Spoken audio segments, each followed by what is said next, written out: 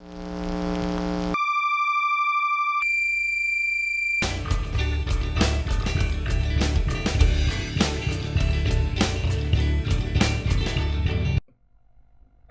hello, hello. It must be Tuesday night because I'm here and you're there. Well, no, you're not, because it's that early part, it's the dead part where it's just me and I'm a little bit out of puff because it's cold out there, and I ran up marjorams to escape people with dogs on the dog walk, and so it goes. Oh man, my glasses did that. My glasses made it sore. So here we are, and Star's in already. He's first out of the trap. He's out of trap one tonight, and we wish him good evening. Good evening. How are you? Hopefully everything is ticking along. That's what we want. We want things to tick along, don't we? We want things to burble along. Ow. Hot beverage. Blimey, Chris is in. Blimey. That's a name I ain't seen in a while. Oh, hot beverage. Thankfully, everything here remains the same. There's nothing changes. That's the great thing about this, is we've been doing it for God knows how long. Probably about 10 years now, on and off. And we're still doing it, and we won't stop until I stop. That's a cheery thought. So what does anyone want to talk about? Because I got nothing. I don't know what you want to talk about. What do you want to talk about? Anyone got any views, opinions? No? Okay then, it's gonna be quiet then, isn't it? It's gonna be quiet. DJ says, I just joined and mainly came from your Pink Floyd videos. Yes, the popular stuff. My God, DJ. Well, again, will there be any more popular Pink Floyd videos? Probably not. Or maybe we'll do something with the Up Pompeii. Maybe we'll do something for that release. I do not know. Chris says, nothing changes except the vinyl on the wall. Yeah, they don't change too often. And Andrew's in. He says, "Hi Darren, I'm early. I set the alarm clock." Yeah, he didn't fall asleep. That's good. That's good. Well, we've got some people in. That's not bad, is it? That's not bad going, is it? Andrew says, "I see Stephen Willis is #1 in the chart." So, what does that mean? What does that actually mean? Meaningless. It means nothing. You just said that just to get me going. You've done that to rattle my chain, haven't you? Look, let's all be honest. Things ain't what they used to be. What was Eb's in? He says, I'm thinking of buying 23 set of Steve Reich. Do you ever listen to him, Darren? Thoughts? I think you should get it. I think it's a really good box set, and I think it's supposed to be limited edition. Do I listen to him? I am familiar with his oeuvre. We've covered this before. I have a couple of his things in the digital archive, and I've listened to his stuff 25 years ago.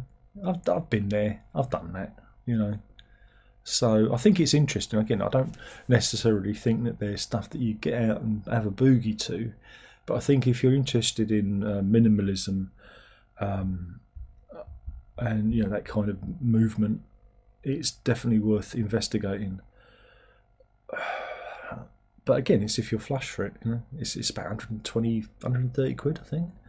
But it's a good career collection. So if you're a fan, go for it. But if you're just investigating, I don't know, it might be, again, it's up to you. You may be made of money. You may literally shit pound coins.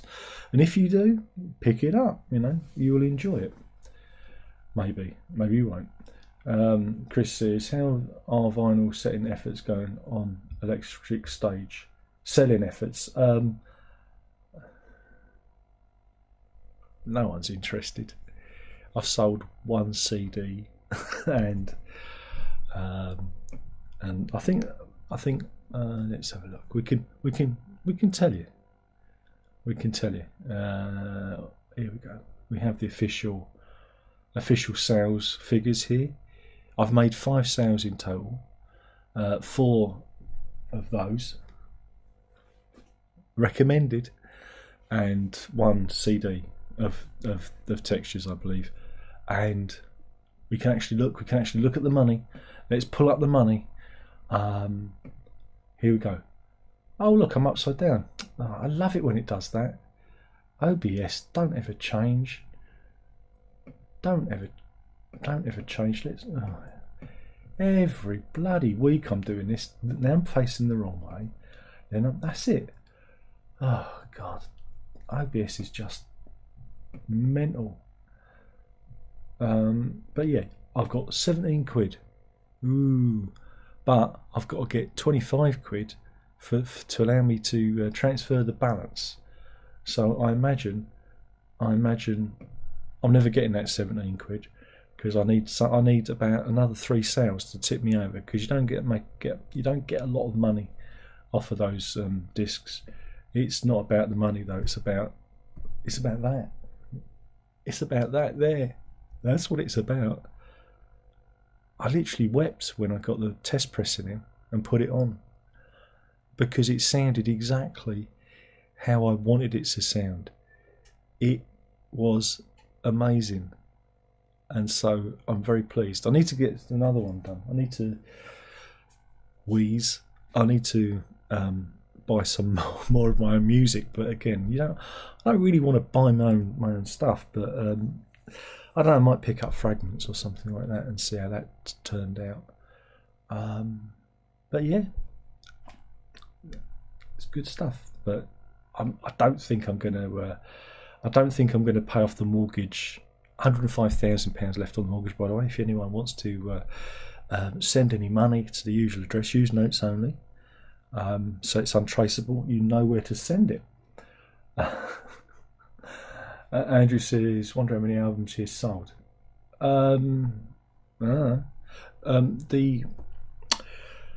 It's complicated. And when people say it's complicated, it's usually because they can't be bothered to explain, or there's nothing to explain. It's complicated because now the official chart people do not give out accurate figures, and it's a bit murky. Because do you remember when albums used to go platinum? Do you remember that? Do you remember when albums used to go gold, silver? Do you remember? You know that album. That album went Tupperware. Yeah. So they used to have like actual sales figures, because they'd say so and so has sold 250,000 records or whatever. That doesn't happen now. Stephen Wilson is not going to ever go gold or platinum or silver or whatever, right? It's never happening. It works out.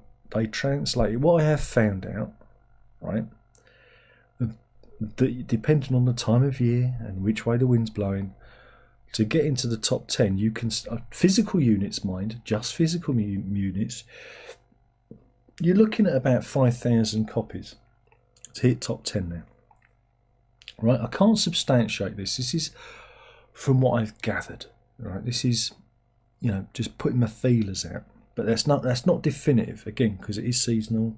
It all depends who else is in the chart, what's streaming, and then they add to that the streaming figures, and you get 1,000 sales every 100,000 paid for plays, i.e., like streams on Spotify, Apple, YouTube, whatever. So you've got to do a lot of streams to equal 1,000 sales. So yeah, I mean, I don't know. There's always going to be a little bit of buzz, and he does multiple versions, whatnot. That helps, So it might be 5,000 copies at the most. I doubt his streaming figures would be up there? Again, I'd have to look. Where would be the best time? Look, I don't really take much notice of. Let's have a look at YouTube Music. That might be. That's the one I use. So let's have a look. New releases. Have we got it here? Here we go. The Overview album. Right, the first one. Again, this is across the. This would have to be for the entire album. But the first, usually, if you look at these, and this is where I switch to the other view, so we can all have a look. Sorry for going on about this, but you know we're doing this now. Object Sound has 77,000 plays. Overview 54, and you know. Some of this, 108 there, but it generally tails off. Again, the last track, barely 8,000 views, but I guess that's consolidated because it's not done on track, it's done on, it'd be across the entire album. And again, how do they work that out? Do they just add it all together and do the median or mean or whatever it is?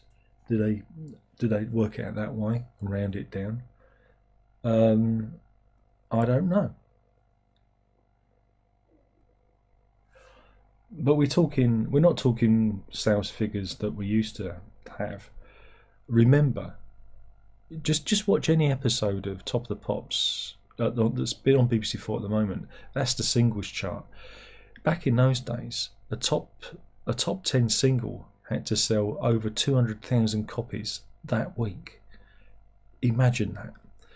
You know, so it's different. It's a very different time.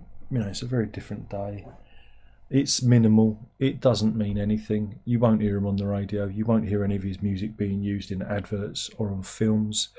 His cultural impact is, well, it's a bit like me falling into his monolithic face. It's nothing. It's meaningless. But hey, let the Steven Wilson fans bleat on how good it is. It's brilliant. It's the best album since the last one, and that's all we need to think about. Sty says, charts are meaningless indeed. DJ says, Pompeii Live would be interesting to see it in the theatre, I guess. Curious as how much they've restored it.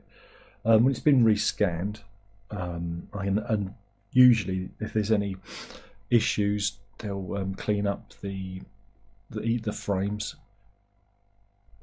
Who knows? They're mysterious lot. They won't tell you. To go and see it around my way, £15.50 a ticket, and that's great. So I ain't going to see that. For something that's about 50 minutes long, so ain't happening, I'm afraid. I thought it might have been fun, would have been fun, but nah, not doing that. Chris says it means Steve Wilson has sold 5,000 albums, around that. It's around that area, 3,000 to 5,000. That figure's going down now, you know, and they're relying a lot now on streams, you know, and streaming. How genuine are those streaming plays? I'm not saying he's nobbling it, but you know, streaming, you can get computers just to play things over and over again. You know, a lot of that stuff can be spoofed. So, you know, it's a bit like record pluggers in the old days going around to record shops and buying loads of records. Don't believe any of this stuff, you know. But yeah, when people say to me, oh, he's #1 in the midweeks, you just go, great, good for him. May you have a #1 record. Great, whoopee. You know, he would never have done that in the mid to late 90s when he first started out on this journey. It would never have happened to him in the early 2000s. 2005, it would never have happened. 2010, never. 2015, nope. You know, 2020, nope. 2025, last man standing. It's what I've been saying. We are in such dire cultural straits that we are looking at the possibility of Steven Wilson having a #1 album. Wow. Ain't that amazing? Aren't you amazed by that? Not in a good way, it's a bad way. And it's the malaise that's permeating all of our popular culture. I mean, even he says it. He doesn't know why he's as popular. You ain't. You're the last man standing. That's the thing. If you go out on the street and ask people, do a vox pop, no one has heard of him. And again, this is what I always get. Oh, you're jealous of him. Jealous of Steven Wilson? No, don't be stupid. I wouldn't trade what I've got for anything he's done. because I find his stuff fucking useless. It's facile. It's the worst of the worst. It really is a sad indictment on the music scene. There is nothing about him that you feel is born out of passion or anything real or tangible in anything he does. It's cookie cutter. It's music by numbers. You know, it's buffed to a sheen that you can see your own face in. It's that kind of thing. You know, it's got that kind of sickly production that you excuse me, gurgle, used to get in the 80s when CDs first came about. It's that kind of clean, you know, it's just all pretty sterile and ugh. But if you like it, good for you, dear. Good for you. You'll wake up one day. You'll wake up and realise you've been had, but hey, there you go.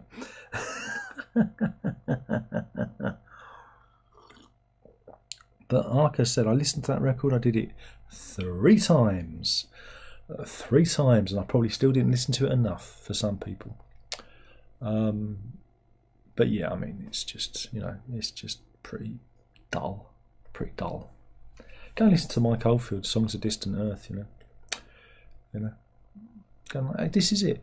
You got to think about who do you want to be, and again, then these aren't people that I'm jealous of, but you just comparing to people like Mike Oldfield. Let's think. Mike Oldfield. What kind of cultural impact does he have? Well, you just play, you know, the opening tune of Bells. If you haven't listened to the record, you might have seen The Exorcist. It's been used in spoofs, in TV shows, in adverts. It permeates our culture. Even if you've never heard it, you'll hear it and go, where do I know that from? You know, that will never happen with Stephen Wilson. You know, so instead of aiming to be Stephen Wilson, aim to be Mike Oldfield or, I don't know, Brian May, you know. You know, with Queen, again, he gets asked to stand on Buckhouse and do God Save the King now, but, you know, God Save Queen back in the old days.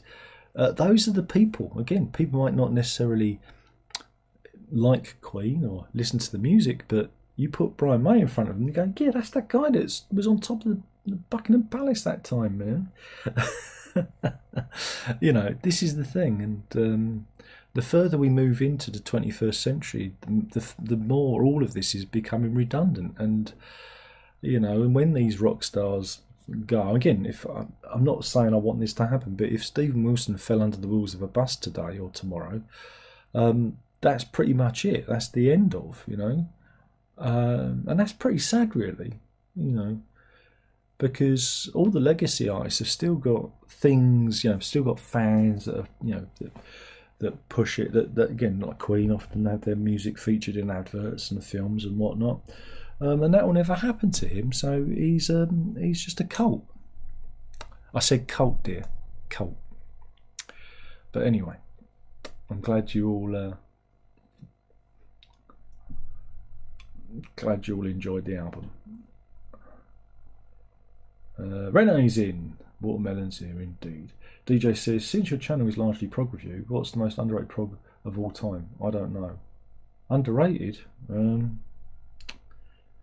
know. I don't really care. Sorry, don't really care for the question. It's only prog review because. But it's not really prog review because I don't do that anymore. I don't actually do it. I do it when I feel like it. And you've had a run of CDs in the Jethro Tull and Stephen Wilson thing.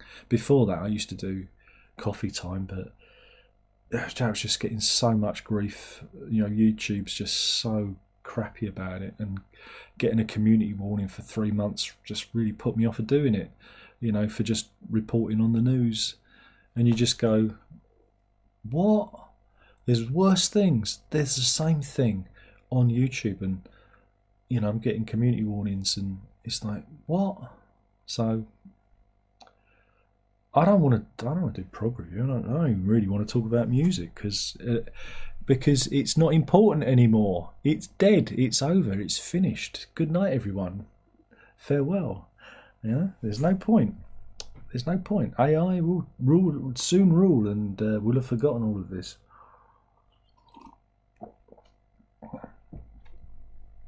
DJ says worst prog artist all day is probably Steve Wilson. He's not even prog really. He's not even. No, worst would be Arthur Brown and that bloody album. What was that bloody album with the drum machine, with the rose on the cover? God, I hate that album so much. Arthur Brown discography, because I can never remember the title of these bloody things, because I've tried to forget it, you know. I've tried to put it behind me. Kingdom Come, wasn't it? Was the project? Was that the title of the album? Journey. Oh God. Oh man, that was a stinker. I think I'd rather listen to Stephen Wilson actually, because that was just the worst. That was real bad. That was a stinker. It stinks. Do the song, Arthur. Do the song. Fire. Da, da, da, da, da, fire. Do the song. Keep doing the song, Arthur. I'll do it again, shall I? Yeah. Fire. Da, da. Andrew says, oh, he's talking about. DJ says, keep seeing posts of Peter Griffin talking about gentle giant prog rock and recommending some band called Tripoli. Okay. Renee says, you're wearing the t-shirt. Brewer, it's 1 degree. It is in Lock Towers. It's about 5 degrees outside. That feels a bit chillier. But over here, in Lock Towers, in this room, it's 22 degrees. And I've just got back from the walk, so I took my jumper off because I was a bit warm. So, you know, it's going to be 17 tomorrow, I reckon. Put my shorts on. Andrew says, yeah, it's freezing cold here. Russell says, remember the buzz of hearing a favourite band release a good single and stop everything to listen to it on the radio? Russell, don't remind me of the good times. Don't remember the past. Or just being in Woolworths or Our Price or Tower Records or Virgin Megastore or HMV, you know, and you'll be in there and suddenly it will come on or something will come on and you go, ooh, yeah, or seeing a video on MTV and rushing out to buy the album, you know, oh, and it's all over, it's finished. Oh well. Chris says, if I went out and bought 3,000 copies of Textures, would it be number one? Gurgle. I don't know. You might have to get some streams behind it as well, because you're not going to get whatever those streaming figures are as well. I think it's a two-pronged attack. If you bought 10,000 copies of Textures, then yeah, I think you could manipulate yourself into the chart. Again, it's a dark art. Nobody knows really how those numbers are generated now. In the old days, it was based on actual sales. Crikey, when I worked in Woolworths, we had to scan things. We had a little machine, a little terminal, and you had like a barcode reader, and you scanned the singles and the albums. Beep beep, beep beep, beep beep, and then that would dial in on a, oh God, when was it? Saturday afternoon, I think it was. It'd dial out to Gallup or whoever was compiling it, and it will compile the charts out off of that sales data. Again, record pluggers used to go around, buy records, get kids to buy records. This is again in the 70s. That was before it was all digitized. But in those days, they used to talk about sales figures.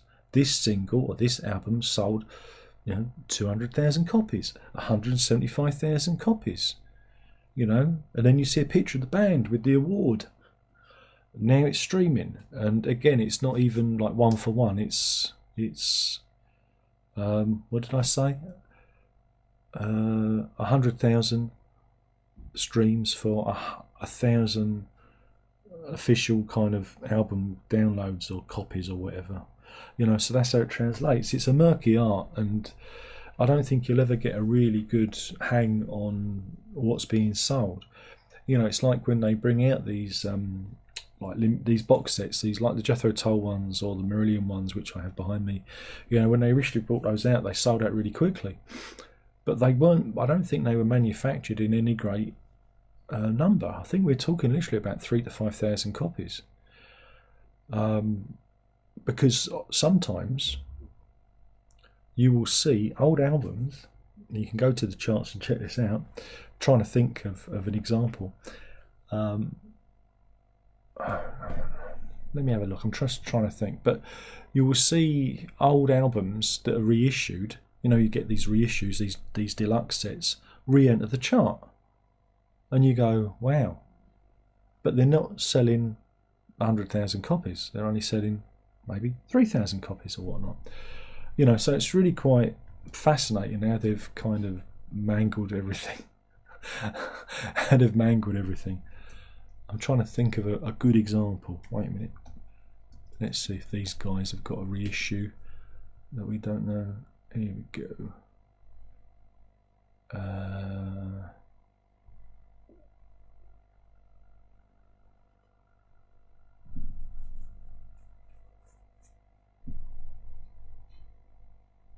Right, here we go. So, no, that's not a good example. I'm trying to think of a good reissue. Maybe Marillion. Maybe Marillion might be a good example because they had a few. They had a few reissues out, didn't they? Pardon my stomach. If you heard that gurgle, then it's the drugs. The drugs don't work. They just make you worse.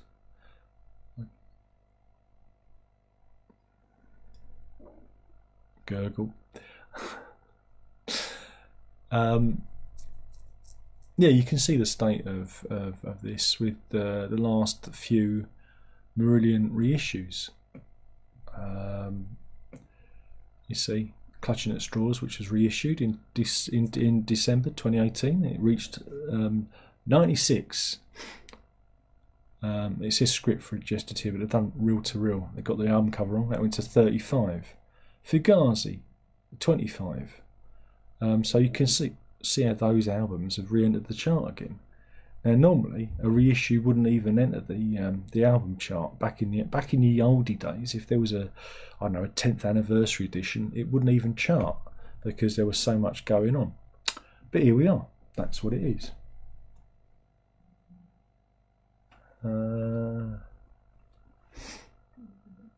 Rene says, I've cancelled the new album of Stephen Weasel. Terrible. Yeah. Look, I was generous. I didn't go in with both feet. Because you know what? I couldn't be bothered. Because it is so facile. It is so piss weak. It's really not worth getting like angry about. You just go, yeah, it's just, ugh. You know, like I said, there was a nice little bit at the end with, I think it was Theo Travis. And that's because Theo Travis was playing on it. You know, it's like, that's all you're getting. Alex says, evening, good evening. Andrew says, dog cam, she's not in here. I'm all on me Todd again, sorry. She likes to not be here. Russell says, hearing Blur's Part Life album in HMV for the first time sounded so good in those large buildings. Well, this is it. They'd often have, you know, albums being played or album tracks. You go, oh, that's good. That sounds interesting. HMV at God, I don't know if you remember, HMV Oxford Street used to have a DJ booth, and there used to be a guy sitting in there in the, I think it was the late 80s up till about the mid 90s.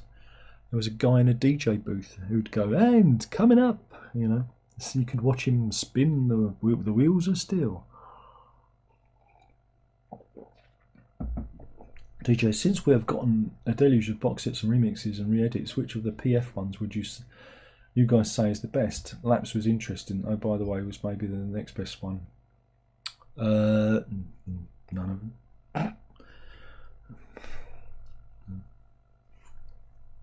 Sorry, no re-edit or remix is a replacement for the original. It's just another way of parting you from your money. So there you go. Cyrus is in. There's a name I haven't seen in a while. He's decided to turn up. I imagine he's been very busy with his various projects. Yeah, so yeah. Just trying to think. What else can we talk about? Don't know, can't really think. We've done everything. I mean, crikey, we've done Stephen Wilson. That's it, really. Gurgle. So, yeah, I mean, I don't know. It's another album that's come and gone. I will wait for the next one, I suppose.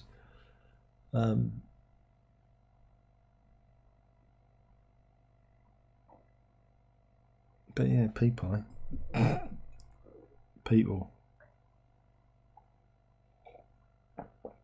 None of the box set's true. Well, look.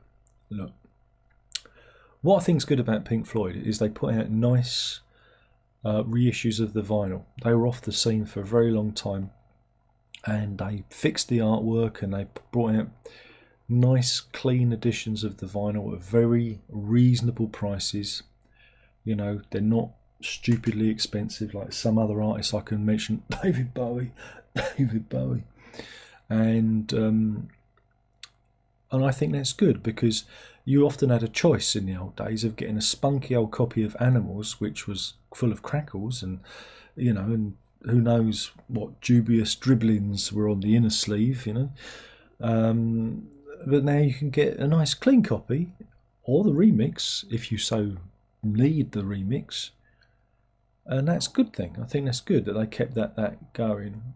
And I think they also extended it to the CD as well. They brought out CD editions too. So, I think that's good. But I don't really care much for remixes. And I mean, they're okay to listen to for the first time. Yeah, interesting. Surround sound. You listen to, interesting.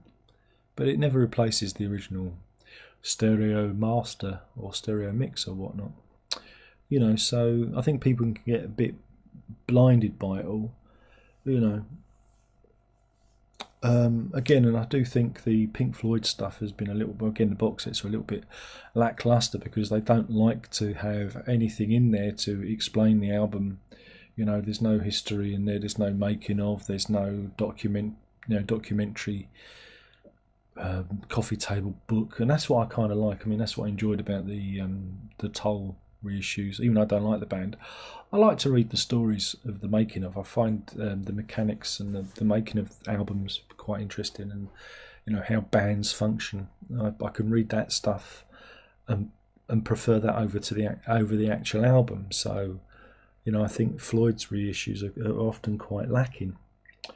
And often, like with this Pompeii edition, they'll bring out something that should have been in the box set, and you go, why are you doing this? Why are you doing this? That Pompeii edition should have been in the early years box set, and it's, we're going to remix, Momentary Lapse of Reason. You go, why are you doing this? Why? And then we've got the surround sound edition, and again, I've got, was it the Division Bell? Might be the Division Bell.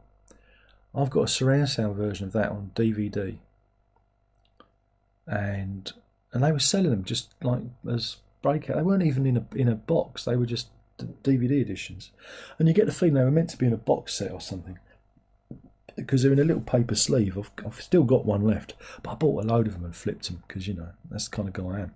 That's how Daddy makes his money. But yeah. Floyd are odd. You get the feeling they don't know what they're actually doing. You get the feeling they're too busy arguing with each other, and that they don't really know what a good box set or reissue is. So yeah.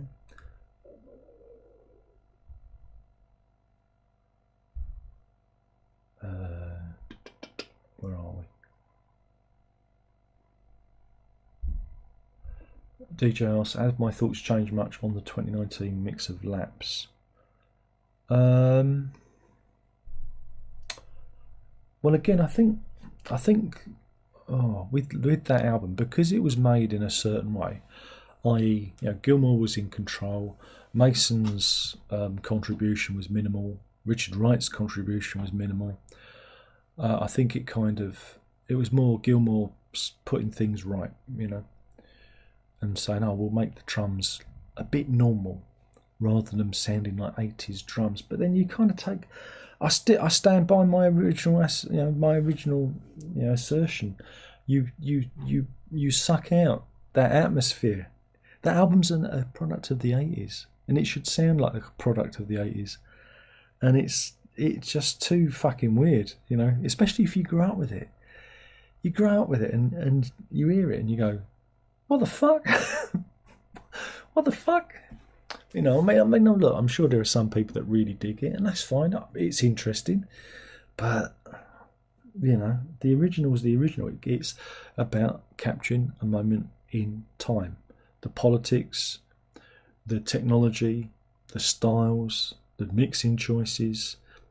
It's like a mosquito trapped in amber. It should be preserved such. And it's the same with the Animals remix. It's like, it's cleaner, but it don't sound like the 70s anymore. That album sounds brown. It sounds gritty and dirty and 70s and a bit muddy, because that's what 1977 sounded like. It didn't sound clean and crystal, clear. So, and I like Animals. It's one of my favourites of theirs. So it's like, I listen to the vinyl of it. I mean, I've got the box set, but I haven't even opened it. I haven't even listened to the surround sound mix of it. It's like, can I be bothered? It's like, nope. I'll probably keep it until it's all sold out, and then I'll probably sell it. I don't know.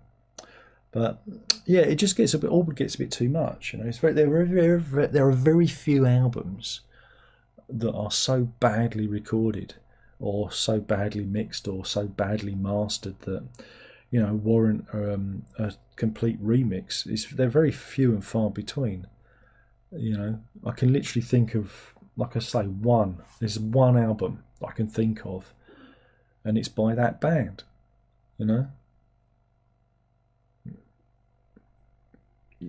Is that one, the fourth one,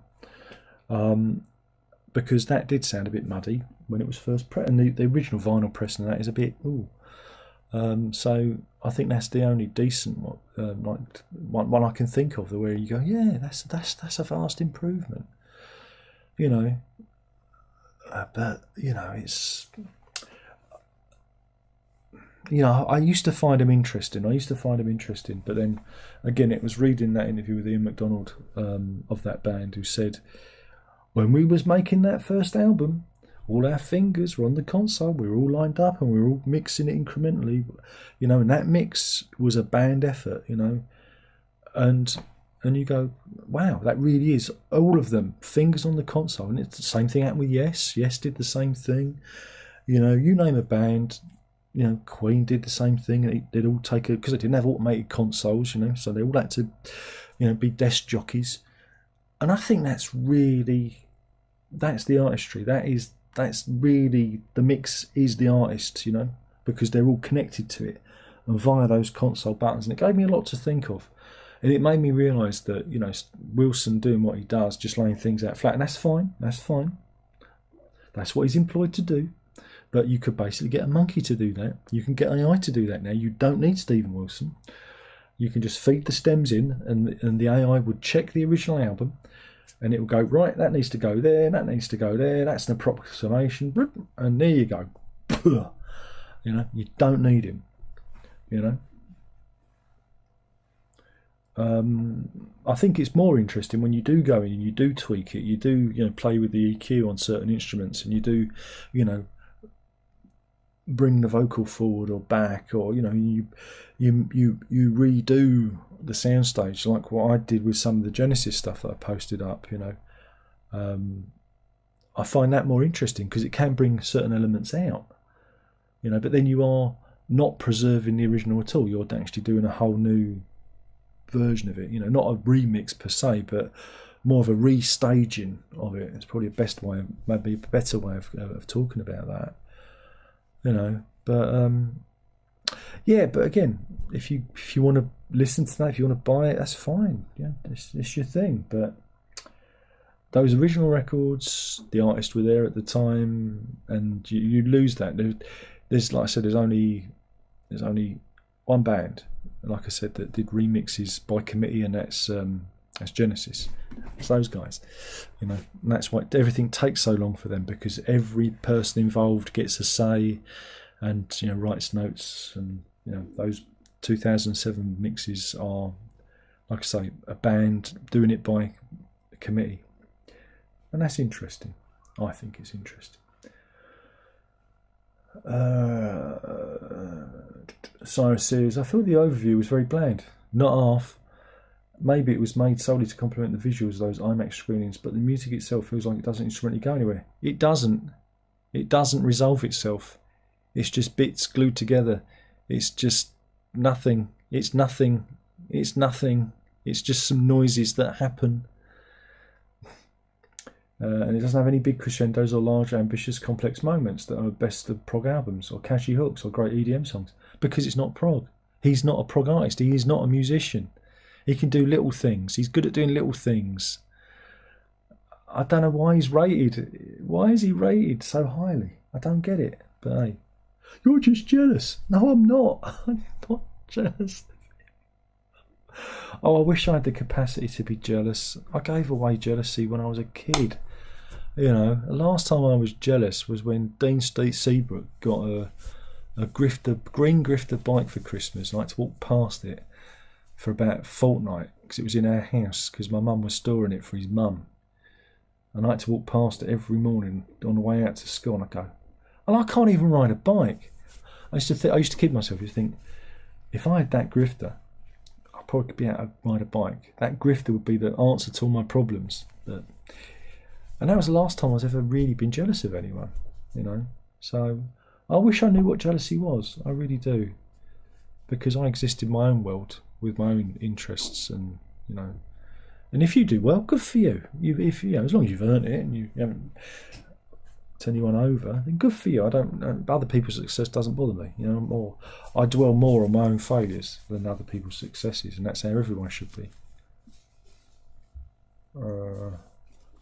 Chris says, I see more AI music on Bandcamp.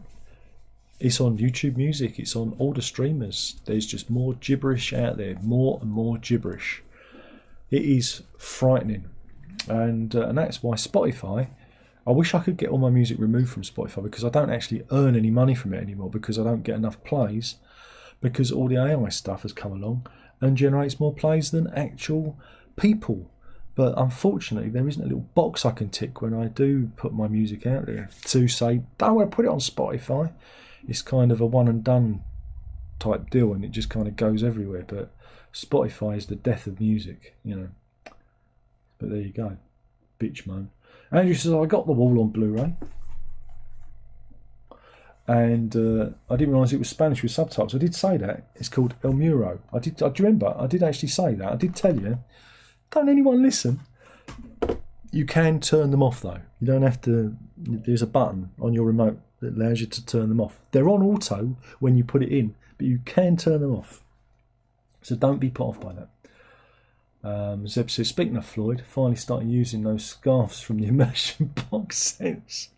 What, did you knot them together so you could escape out of the window? Chris says, people putting together albums of songs that have been made on Udio. Yeah, Udio's I think it's a platform, isn't it, for that kind of stuff. Yeah, this is it. Give up. I did a song about that called Post Cultural Blues. You might want to listen to it. It's about how everything's pointless. It's one of the happier songs on my forthcoming long player, which I think is going to be called More Songs Nobody Wants to Hear, which I think is cheery enough. Zeb says, I never bothered with Animals 2018 mix. Should I get it? No. If you find a copy in the forest under a log, bully for you. You can check it out for free on streamers. Just check it out. It's out there. Is it essential? Not particularly. The old one was brown, the new one is blue. That's the best way I can describe it. And it's not a blue album, it's a brown album. What does that even mean? What are you talking about? What are you going on about now? Rennie says, I was thinking of buying the Zoetrope with Iron Maiden's Power Slave, looking great on the turntable, and the package is very nice. Yeah, go for it. That's what you want. Russell says, I used to be buying albums in the bargain bin for $2.99. It encouraged me to listen to stuff out of my comfort zone. It's cheap. $2.99? $2.99? I used to get it for like £1. HMV, when they went crazy, they used to have 99p ones. I remember once I got something from the bargain bin. It was a couple of Anthony Phillips ones, I believe. It was about there were 2 or 3 albums, and I handed them to checkout, and they only charged me for one. Because I don't know, the others must have got stuck together, and I ended up getting like 3 Anthony Phillips albums for 99p. And I only realised when I got outside the shop, because in those days I used to get very anxious about shops. Don't ask, I was a fuck up, still am.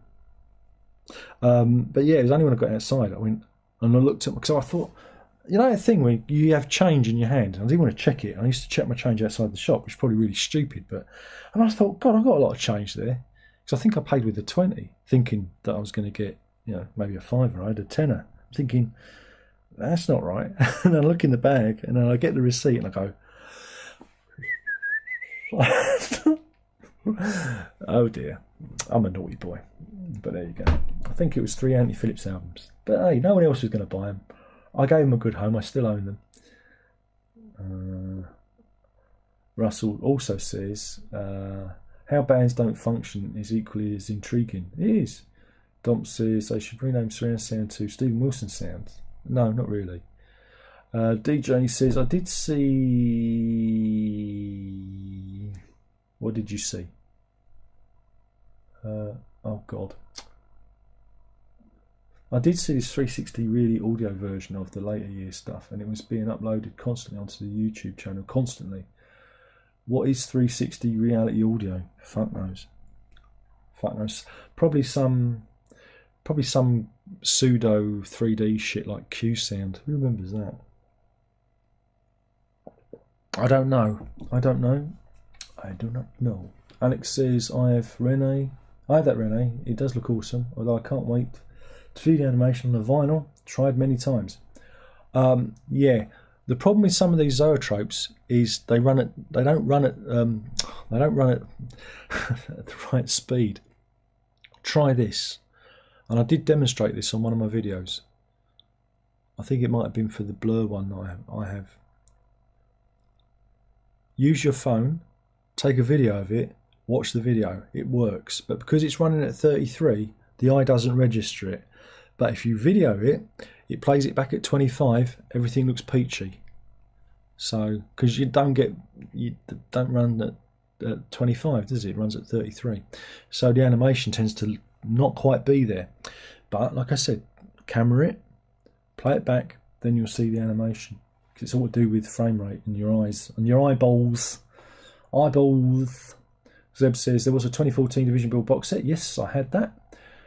I had all that, and I sold it because I had it on pre-order and I didn't know what was in it. And when I got it, it was the most disappointing box set I've ever opened because it had all the EPs I already owned. I do own the originals, and I'd also bought the DVD, the surround sound DVDs. So I didn't need the Blu-ray. So it was like, yeah, you can go. And then they reissued it again with the blue vinyl, the blue double vinyl, which I got, which is the entire album. It hasn't got any edits on because the vinyl had an edit in it, and now there's the double album, which has got, it's complicated. Pink Floyd, why'd you do this? Why'd you do this all the time? Russell says, I like Nick Mason, or anyone who still has a passion for their rock back catalogue. Yeah. Alex says, I wasn't keen on the remix of the Beatles albums Giles did. Abbey Road was okay, but no need for it. Sgt. Pepper's wasn't too good. Well, again, I think all of them just more bassy, aren't they? I noticed that Paul is more prevalent in the mix.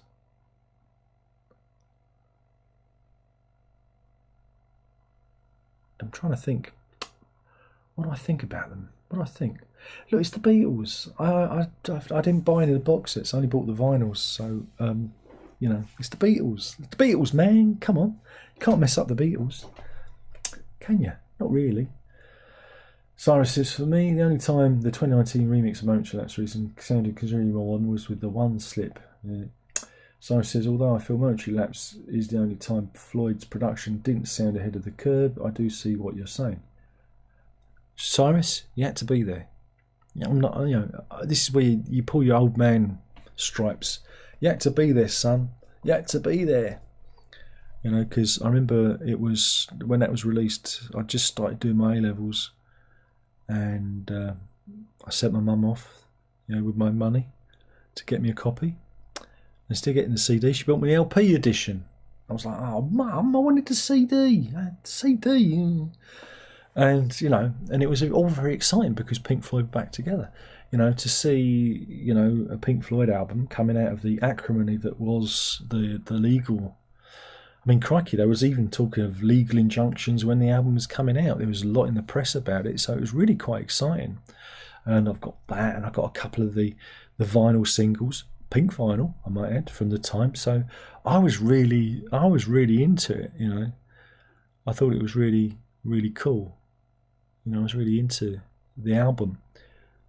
But when you're in the 80s, and I level this to our bands, you know, again, it's like, you know, Invisible Touch with Genesis and whatever our other albums from the 80s that you may wheel out, they do have a particular sound. They have a particular sound that when you're in the middle of it, you go, this is modern. This sounds like the future. You know, a bit like those synthesizer bands in the 70s. We go, this sounds like the future, and it doesn't. It sounds like a load of orchestrated farts. Doesn't sound futuristic at all. But when you're in the middle, when you're in the eye of the storm, you're thinking, wow, this is the future. And then you hit the 90s and everyone goes back to grunge and, you know, and dirty drums and everything being more analogy again. You go, what the fuck were we listening to? What the fuck? We should have carried on listening to this. This sounds like the 70s. And, you know, and that's the way it goes. That's the way it went. Everyone kind of shifted back to a much more natural recording style. And again, that's all because of the technology. It's all because of CDs. It's all because of, you know, drum machines and whatnot. And that's fascinating in itself. And again, music used to be kind of dictated. Again, even with progressive music, it was dictated by the technology at the time. And so the reason that prog happened was because they moved up from a 4-track to 8-track, and then very quickly from 8-track to 16-track, 16 to 32, and so these bands had more lanes to put stuff on, more room to experiment, more room to play with, and so that happened. Nowadays, you know, you can do an album on a laptop, and a lot of the producers that are out now rely on very similar tools. They all use the same kind of software, same kind of plugins, same stylistic ticks and beats. And we've kind of hit this kind of production impasse where, you know, some of that pop stuff in the charts, you listen to the chart and you just go, is this the same people? You know, it sounds like it's like a Stock Aitken and Waterman, British reference, kind of production vibe, a factory kind of sound of everything kind of has that similar sound, and the vocals sound a certain way.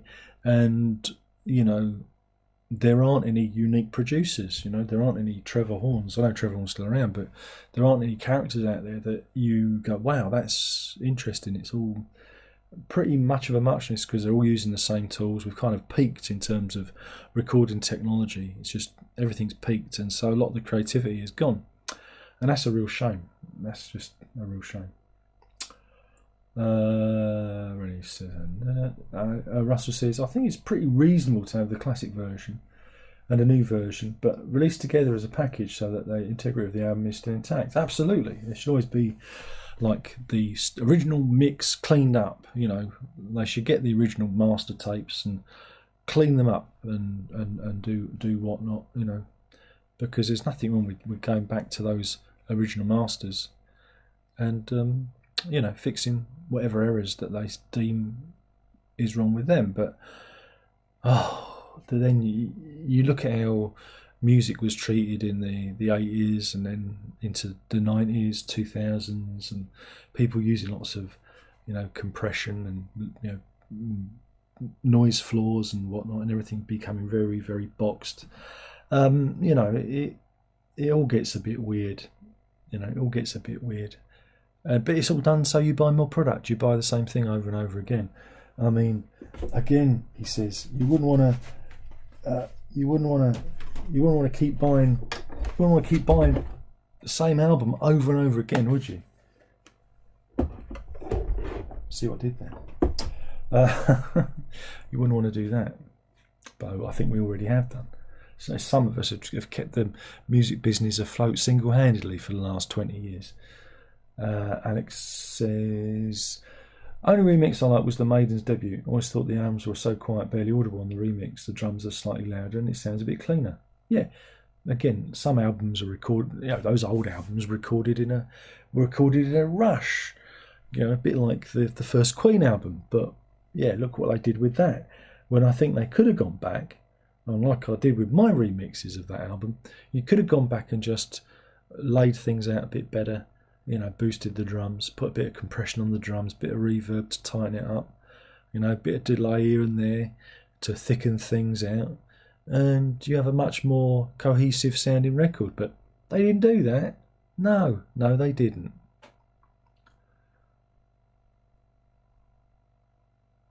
Chris says, will they ever reissue The Wall live? Don't know, probably not, so I want my CD copy. You mean like the film of it, you mean? Well, you know, there is a I mean, I've got a version of it where I actually got the film copy and I edited it to the Is There Anybody Out There live album. I should upload it, shouldn't I? Not that I want to. I just did it to have a bit of fun, just to see if it matched up, and it did. Yeah, just a few edits just to make it all kind of line up.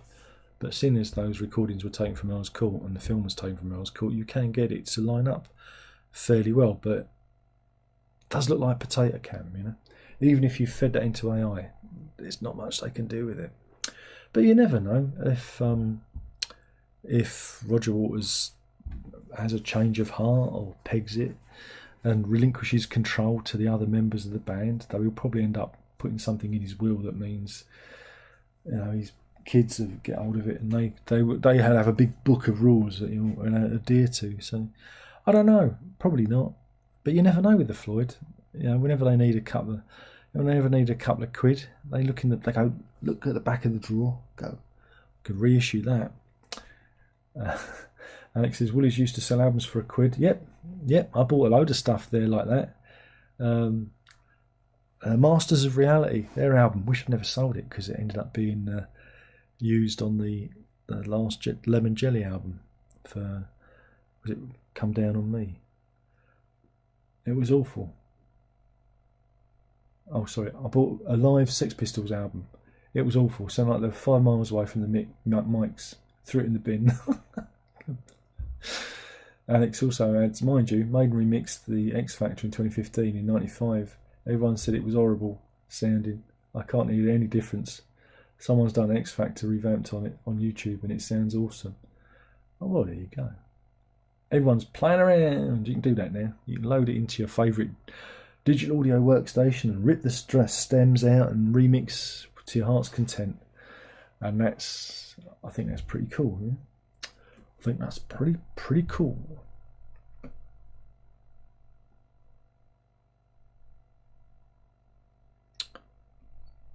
And any more? We had a nice little train running of comments there. We did really well, guys. We did really, really well.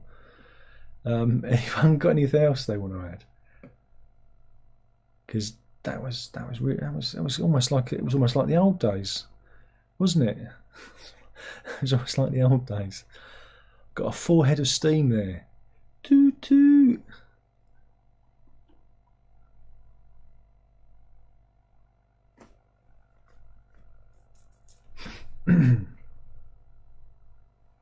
it's all gone quiet now. Schedule off. Okay.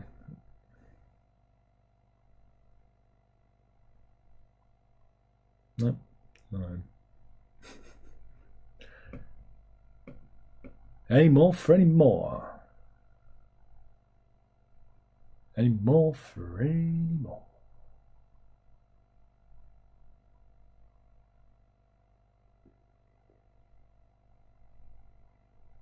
Andrew says, I see we're doing the Phaedra as a box set. Yep, there's a nice big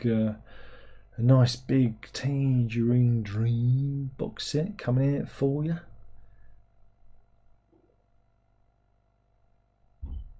Should we have a look at that? Phaedra Tangerine Dream. Here it is. Have they got it on Amazon? Is it on Amazon? No, it isn't. Come on, you can find it, Darren. Phaedra. Here we go. $62.99. I'll give you the link so you can pre-order it if anyone's interested. I will get a magic penny from that there Amazon. Phaedra. Oh, get a link. Copy. Didn't work. That's better. Boink. And yeah, it's got discs. It's got discs. What does it say? What does it got? 50th anniversary features remastered original album mix along with 2 discs of outtakes from the recording sessions. The complete concert at Victoria Palace Theatre in London in June 1974. Which is the band's debut live appearance in the UK, and a Blu-ray disc featuring Stephen Wilson's 5.1 surround mix of the album. The box also features an illustrated book with a new essay by Tangerine Dream authority Ruta Bessels. There you go, $62.99, which I think's reasonable, because then you've got like 6 discs, I think, in it. 1, 2, yeah, 6 discs. That's not bad going. Yoinky yoink. There you go. Look at that. That's all right, isn't it? That'll do you. Little dab will do you. So there you go. If you like that kind of thing, that's coming out on the 25th of April. Of course it is. DJ says, we're going to say Waters has been getting himself on all sorts of political hot water. Curious his thoughts on Trump and Starmer, but he's always going to focus on Palestine. I don't know. I don't know what he says, because, you know, I don't follow him. He blocked me on Twitter because, you know. Yeah. So I don't see what he says anymore, but who cares? He's quite mad.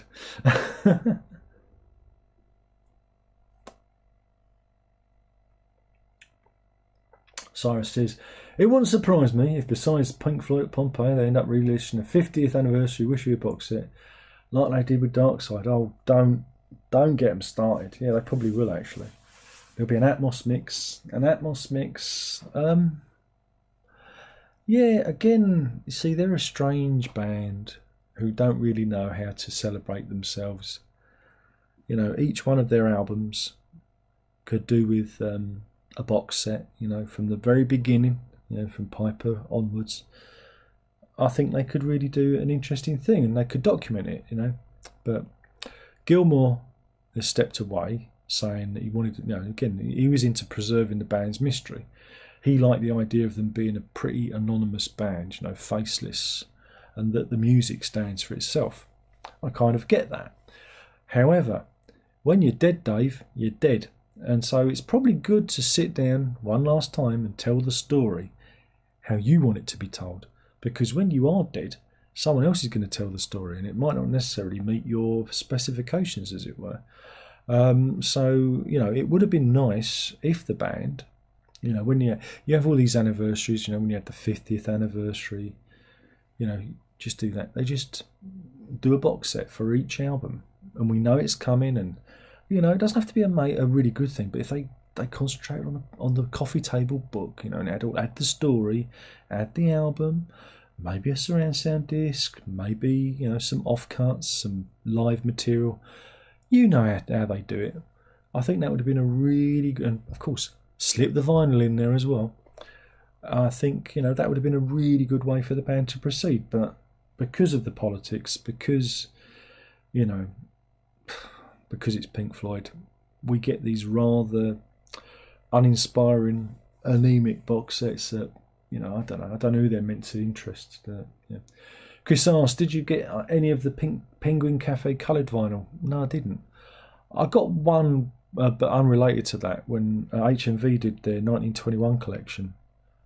It was the second album, which was on a lovely brown vinyl. Horrible. But no, I didn't, because they were the remasters that Arthur Jeffs had done, which I didn't really care for when I got them on CD. I actually ended up selling those CDs. So, I mean, I've already got the originals on vinyl, like from like the EG Records pressings. So I didn't really feel like the need to go back. The only one is When in Rome, I was interested in. Again, I don't know, maybe I should just for old time's sake. I don't know, it would be nice to have a clean collection, but I don't know. The When in Rome was the one to get for me, because the original version, what EG used to do back in the 80s is they'd bring out an album on vinyl and CD, and the CD would have most tracks. The idea is you buy the CD and not bother with the vinyl, and so all the vinyls were kind of a bit edited down. You get it with like the Bruford compilation, Wetton's compilation, this live album with the Penguins, among others. You know, so they expanded it to 2 LPs, and I thought that was interesting. But it's like, do I want to do that? Do I want to do that?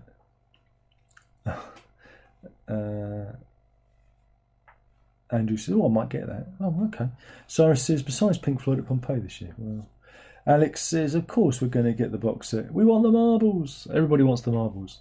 DJ says, relating to music, have you heard about the Lost Songs or Lost Wave? The big find recently was an 80s German pop song. Oh, that, yeah, I remember that. The most mysterious song on the internet and all that, wasn't it? Turns out it was some obscure German band. Yeah, I mean, that was a thing back in the day. But, you know, it gives people something to get excited about, I suppose. What do I think of it? Not a lot. It sounded like 80s pop to me, you know. And that stuff was 10 a penny back in the day, because everybody had a record contract back in the day. Everyone. Except me, obviously.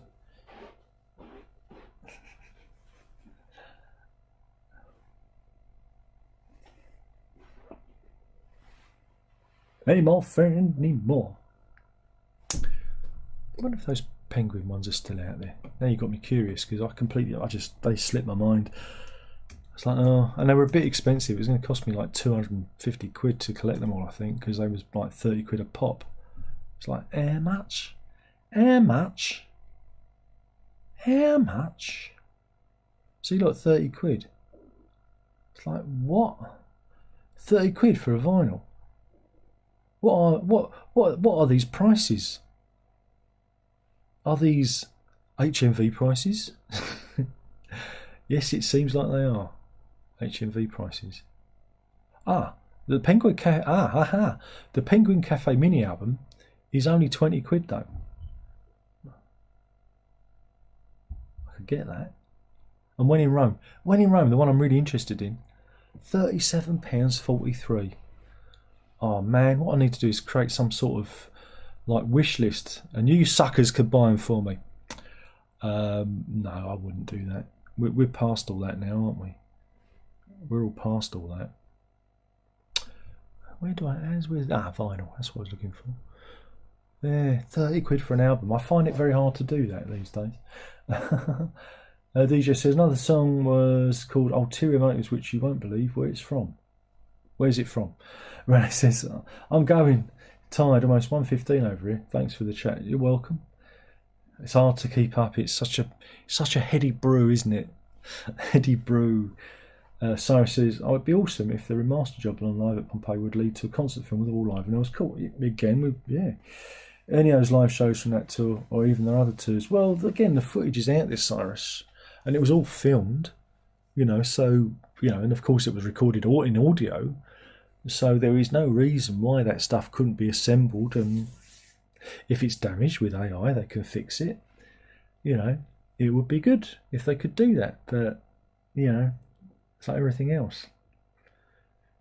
Do you think they're going to do it? I don't know.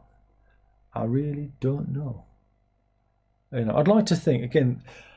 This is the problem because of Gilmour stepping away, and Roger Waters having no real control over things, and Nick Mason being Nick Mason, you get the feeling that ship's a little bit rudderless. That it's just there is a committee, and again we don't know the intricacies of the deal that they signed because they sold the Pink Floyd thing, didn't they? They sold it. That's probably why we're getting Pompeii reissued again. It'd be interesting to see what the credits are on that. I guess was it Sony they sold out to? Now, it could be, that Sony says, we want to put that film out. It's in the vault. And there might be nothing that the band can do to stop that. Because they signed the deal. They signed it away. So, again, with these bands, excuse me, signing these deals, I think, you've got more chance of the vaults being raided and dusty reels being blown across and liberated from dark, dank vaults. So it could happen if there aren't people in the band stopping it from happening. And like I say, there are two ways of that happening. One, they die, or two, the record company has total control of things, and we've basically got to outlive them all, Jesus Christ. We don't ask for much in this world, do we? But I think it'd be fascinating to see. I mean, I'd like to see it. I mean, I've you can see the crappy version that's out there already. Again, I might upload mine for the lulz, see if it gets claimed or anything.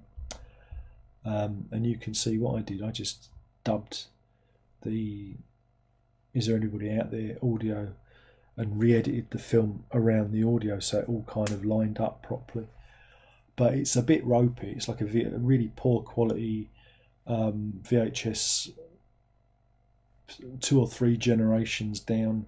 Looks like they've done like a working edit of the footage.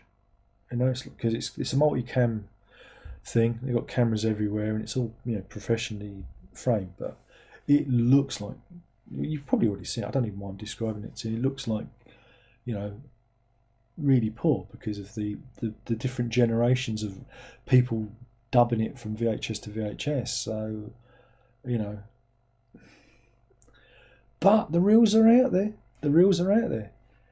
And you've got to remember that some of that stuff was recorded as part of that, because originally they were going to use like concert footage for the Wall film, and then it kind of went into more of a narrative space. I think it was going to be more the band.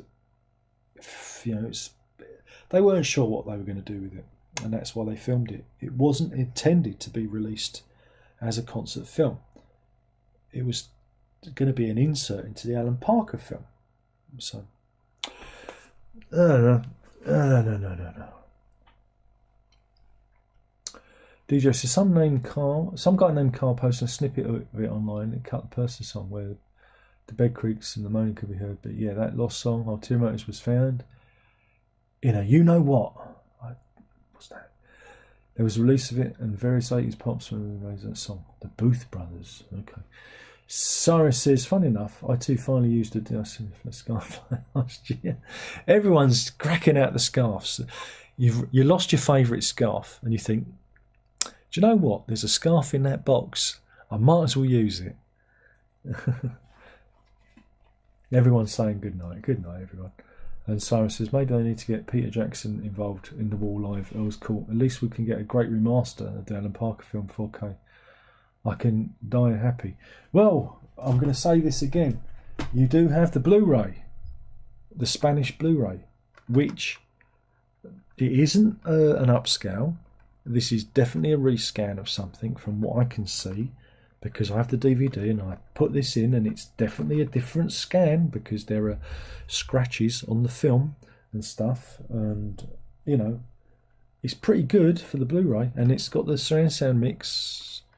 But you've got to remember to turn off the Spanish subtitles because they come auto-magically. It's kind of a bootleg, but it's not, because the quality of the footage is too good. You know, it's really odd. I don't know how they've done it. I don't know where they've got it from. But saying that, he said, in my archive somewhere, don't ask me where I got it, because I don't remember where I got this from. Where did I put it? Bear with me. Music videos. Under my music videos, under Pink Floyd, would it be? Pink Floyd. Here we go.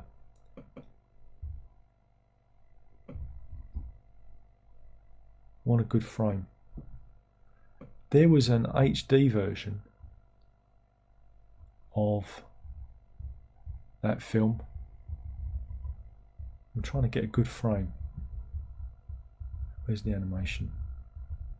What do we do to fill the empty spaces?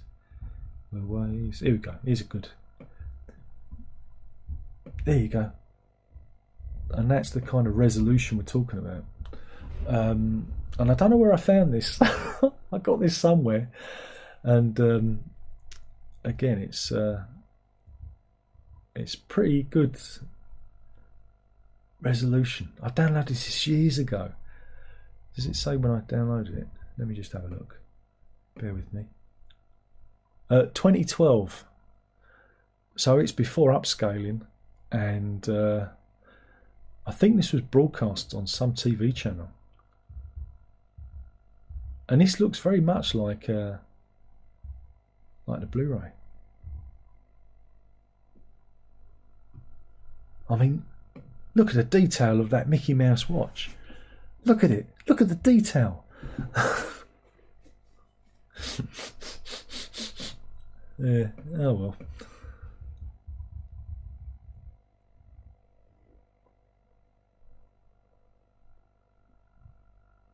Yeah, this looks very much like the Blu-ray I've got, and I think this is the source of that Blu-ray disc. This upscale thing. Again, very good resolution. Very good resolution. But there you go. So you kind of, it's out there somewhere. It's out there somewhere, you know. But if they did it in UHD, that'd be even better, wouldn't it? DJ says, as you know, what means something that rhymes with. Oh. DJ says, is the Spanish Blu-ray bootleg? The menu looks like it might be a bootleg, but the quality of the actual film, again, the audio is straight from the DVD, or it sounds like it's from the DVD, and the video, again, it looks like it's from this, which I think was on a TV station. I think it was broadcast somewhere, but it must have been scanned, because as an upscale, an upscale looks wrong. You know, it's got an artifact. There's artifacts and stuff, and this is again. The good thing about this is it's got the animation frames, and the animation frames are very, very well scanned. You know, they've got sharp lines and everything, and also light with HD new HD scans, reflections and brightness that has a certain, like I say, certain ping to them. So I don't know, it's a mystery. I mean, it doesn't, you know, again, I can't even read what it says on the back of the box. It's too but yeah, I mean, it just there's no kind of label name, unless that's the label name there, but I don't know. Oh, wait a minute. No, there's no.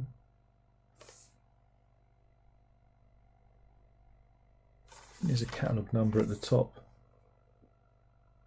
but it's a mystery. But if it's a bootleg, it's a really good one. It's not a disappointing bootleg. You know, you put it in, it looks that it's the best version. It's better than the DVD edition. So you know. Andrew says, "Wonder what the sound was like on that edition." On what edition? What, on this? Oh, I don't know. It just sound. It's just a stereo track, I think. I'll have a look. Get info. Because sometimes you can embed.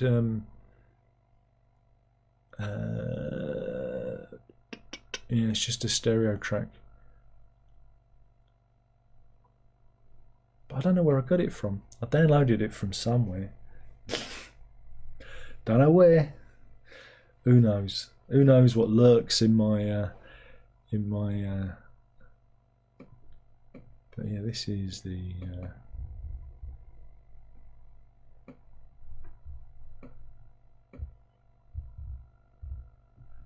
and this is the quality of the Earl's Court footage. It's quite ropey. Let me just mute that. And it's just, you know,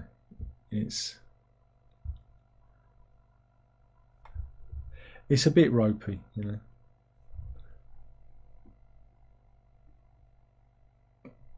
There you go.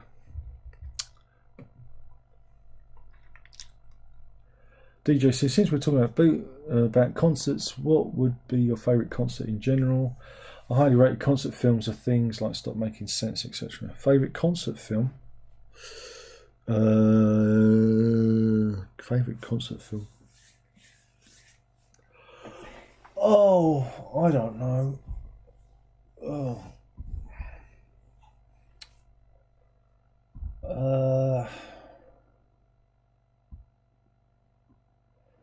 Favourite concert film?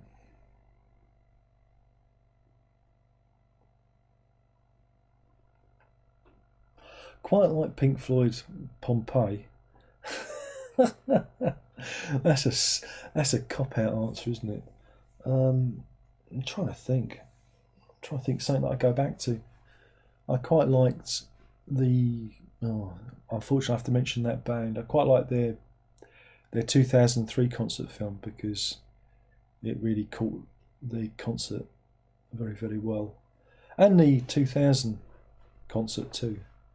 So I quite enjoyed those ones because I was there, and I enjoyed those, especially the 2000 one. I was actually there. It was recorded on the 3rd of July, 2000.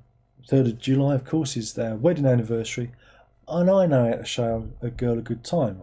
I take her to a concert by that band. No, the improvisational bits are really good. Yeah. Another one I enjoy is the Grown Up one, Peter Gabriel Grown Up one, because that was such an interesting stage show. I saw that at Wembley Arena, and there's so much going on in that, and I think it was in the round as well. I thought that was a really unique show. But then you've got to talk about like Queen at Wembley and Genesis at Wembley, and those amazing big, Live Aid and stuff like that. Those kind of gigs were important back in the day, because again, these were big cultural milestones, touchstones of the zeitgeist, that I lovingly recorded off the radio or watched when they were broadcast on television. Jean-Michel Jarre live at the Docklands. I've got that in my archive, which I should upload. I stood outside, didn't have tickets. We stood outside and listened in the rain. It pissed down. Me, the missus, and my mate Ian. We went up to, oh God, where was it? Something like Mansion House or something like that, and stood outside and listened to the whole concert without going in. It was great. We still enjoyed it because it was projected onto all the buildings surrounding it. So it was like we were at the gig. There was loads of people just milling around listening to the music. It was fucking brilliant. It really was. Should have made it a free concert, you know, in London Docklands and opened it up, but they didn't. But yeah.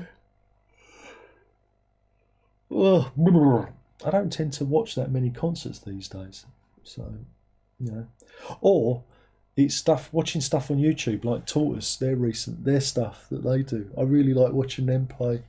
You know, there's a load of great YouTube broadcasts of Tortoise playing, and I love watching those guys play because they're just so clever. And that, my friends, is progressive music. When you see them play, and you know, yeah, they've got 2 drummers. They did 3 drummers in the 90s, you know. But watching them jumping around from each instrument, they're all multi-instrumentalists, and they'll, you know, jump from one instrument to another, and it's just fantastic viewing. And that's better than Stephen Wilson. Anything that Stephen Wilson will do, you know. A bad Tortoise album is light years ahead of anything Stephen Wilson's ever shut out of himself.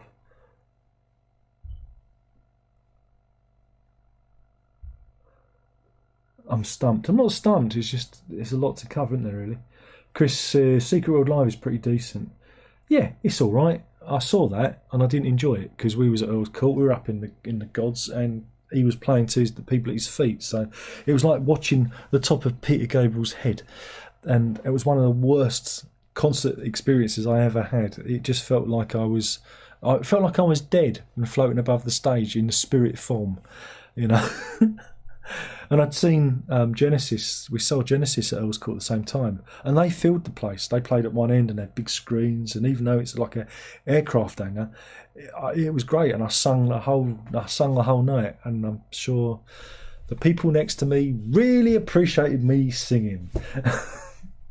Alex says The Queen in Budapest is an awesome concert film. Yes, and they filmed it, I believe, and so it looks not videoed. Not like Live Magic, which is a bit poor in terms of film quality. Though I'm sure they can run that through AI now and make everything look sparkly. But yeah, Budapest is a good one too. DJ says Ween Live in Chicago. I like Gilmore's Pompeii. I've seen since my dad is a Gilme. Is that what they call it? I'm sure you can get some cream for that. Andrew says would love to see the Woodstock film on Blu-ray. Yeah. DJ says DJ out making Darren cover a lot. It's what I've come here for. That's what we come here for. Is prog excellence. Well, thank you. And I just talk. You know, I don't know anything. There's so much I don't know, and I'm not going to pretend to know. So, you know, I have a very limited knowledge. I like the classics. You know, I like the classics. Alex says the Rolling Stones live on IMAX was the first thing shown on IMAX in '89. I had the VHS satisfaction in 13 minutes long. Those 3-note drives you mad after a while. Otherwise, it's good. Don't they play that at Guantanamo Bay? Don't they? And Cyrus says thoughts on Cowards by Squid. Personally, I thought it was a bit lacking compared to their first two, especially Bright Green Field. Oh, I've not heard it. I know the first one. I quite enjoyed the first one. I don't know if I didn't even know they had a second album out. But I thought Bright Green Field was interesting. Though, again, did I review it? I feel like I might have reviewed it. Let me just check. I don't remember. Or maybe I just reviewed it in my head. That happens. Maybe I did. Did I? No, I didn't. I'm sure I reviewed it. Or maybe I talked about it. I just found again, that first album, I found some of their stuff a bit. It kind of grated after a while because that kind of Talking Heads high anxiety kind of grinding your teeth kind of energy to it, which I think needed a bit more darkness and light to it. But I thought that was interesting. I found him interesting, and that's good. That's got to be good, isn't it? Alex says Isle of Wight Pop Festival is a favourite. Yeah. Now you're talking. Now you're talking. Mind you, I think I've done my time. I have. Oh, I've got 5 seconds left. We're going to end it there. Thank you for watching. If you enjoyed it, stick it right up me. If you didn't, you've probably already done that numerous times because, you know, all those soccer accounts, you know, what are you going to do with them? And I'm out of here. Remember, folks, if you can't be good, be safe. But more importantly, don't tell your mother. Night-night.